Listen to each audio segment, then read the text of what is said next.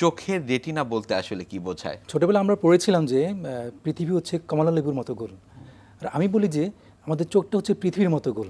আমরা যদি লক্ষ্য করি আমাদের চোখটা সামনে থেকে যদি আমরা দেখি যে কালো একটা অংশ দেখা যাচ্ছে, সাদা একটা অংশ দেখা যাচ্ছে।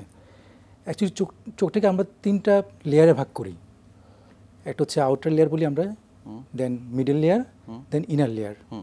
তো আউটার লেয়ার হচ্ছে আমাদের যে চোখের কালো মণি, এটাকে বলা হয় কর্নিয়া। আচ্ছা, হ্যাঁ, তারপর সাদা অংশটুকু যেটা দেখছেন সেটাকে বলি আমরা স্ক্লেরা। এই স্ক্লেরাটা কিন্তু শুধু সামনে না, পিছনের দিকেও বিস্তৃত, পুরোটা চোখ জুড়েই বিস্তৃত, যেহেতু এটা আমি বলছি গোল, নিশ্চয়ই পিছনের দিকেও আছে। দেন পরের যে লেয়ারটা ইভিউয়াল ট্র্যাক বলি আমরা, হ্যাঁ, যে কর্নিয়ার পিছনে আপনি যদি লক্ষ্য করেন যে কর্নিয়ার পরে আমাদের একটা লেয়ার থাকে আইরিশ। এই আইরিশটা পিছনের দিকে যায়, সেলের বডি এবং করয়েড। আর রেটিনা হচ্ছে তারও ভিতরের লেয়ার, একেবারে ভিতরের লেয়ারটা হচ্ছে রেটিনা। আর যদি ছবির মাধ্যমে যদি আমরা বুঝাতে চাই, এই যে আপনি ছবিটা দেখতে পাচ্ছেন cross section of the I, এখানে সামনের দিকে দেখা যাচ্ছে কর্নিয়া। হ্যাঁ, কর্নিয়াটা হচ্ছে পুরো আমাদের যে চোখের কালোমণি, এটাকে বলা হয় কর্নিয়া। কর্নিয়ার পরে দেখেন যে একটা গ্যাপ আছে, এখানে কিছু পানি থাকে, চোখের পানি, সেটাকে বলি আমরা অ্যাকুয়াস হিউমার। যে তারপরে লেয়ারটা হচ্ছে যেটা বললাম আইরিশ। এই আইরিশটা পিছন থেকে বিস্তৃত সিলিয়ারি বডি এবং পুরোটা চোখ জুড়ে করয়েড। এবং আইরিশের পিছনে থাকে লেন্স, লেন্স এবং আইরিশের মাঝখানে একটা গ্যাপ থাকে, সেটাকে বলে পোস্টেরিয়র চেম্বার। এখানে চোখের পানি অ্যাকুয়াস হিউমার থাকে। এরপর দেখতে পাবেন সাদা অংশটুকু লেন্স। লেন্সের পিছনে দেখেন বিরাট অংশটুকু একটা ফাঁকা জায়গা আছে।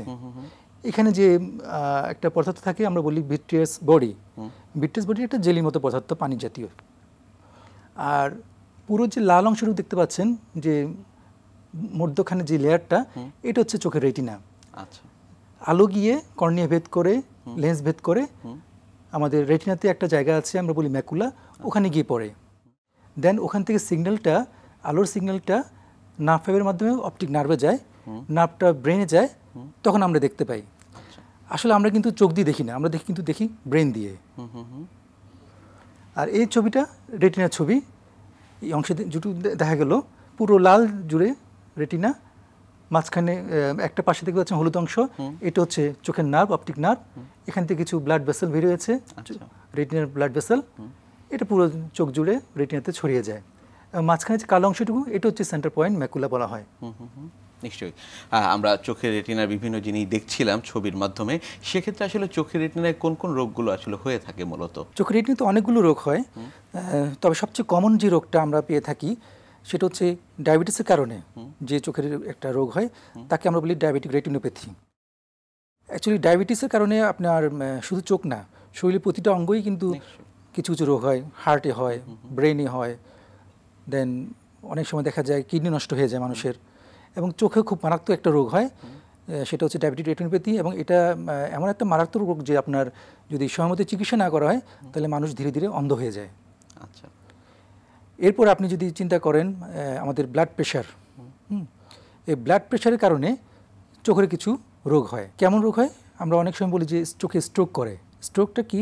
আমাদের রেটিনাতে যে ব্লাড ভেসেলগুলো আছে, রক্তনালী, সেগুলোতে অনেক সময় রক্ত প্রবাহ বন্ধ হয়ে গিয়ে একটা রোগ হতে পারে।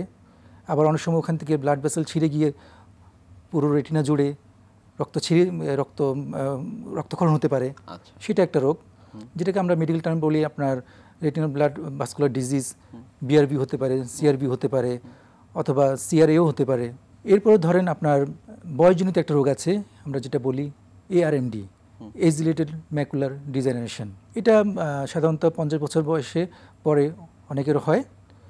সেটা আবার কয়েকটা ভ্যারাইটি আছে, ড্রাই এবং ওয়েট, এবং সেটার কিছু চিকিৎসা প্রয়োজন হয়। আর একটা ইম্পর্টেন্ট রোগ যেটা আমরা প্রিমেচিউর বেবিদের ক্ষেত্রে আমরা দেখতে পাই, সেটা হচ্ছে আপনার যদি বাচ্চাদের যদি সময়ের আগে জন্মগ্রহণ করে বা বাচ্চার ওজন যদি জন্মের সময় অনেকটু কম থাকে, তখন চোখের একটা খুব মারাত্মক খারাপ একটা রোগ হয়, তাকে বলা হয় রেটিনোপ্যাথি প্রিমেচুরিটি।